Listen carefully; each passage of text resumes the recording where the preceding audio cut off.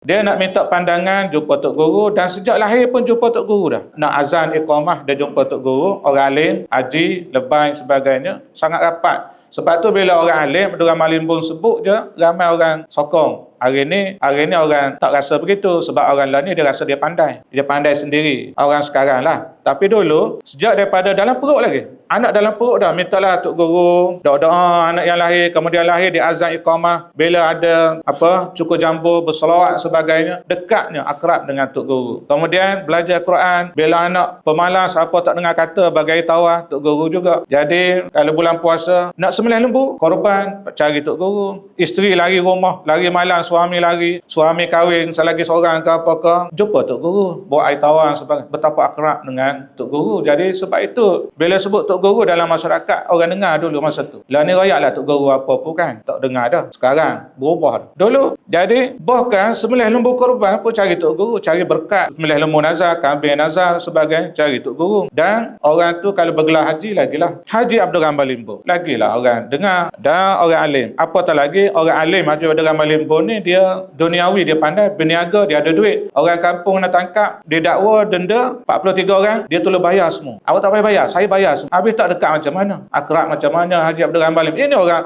yang British takut, risau ni, kita bayar semua. Jadi dia tak kedekut. Dia orang ada duit, berduit, dia peniaga. Dia pergi ambil garam kat selatan, pergi Patani, dia bawa balik, itu bisnes garam, bisnes macam-macam lah. Dan oleh kerana kekerapan keluar, dia seorang yang pemikirannya paling tak ada pun serantau atau antarabangsa pemikiran. Sebab tu ada report British, ini saya tak pasti report British ni betul ke tidak. Sewaktu dia geledah satu rumah di Hulu Terengganu, jumpalah dokumen mengatakan pejuang-pejuang hak ramah ni ada 800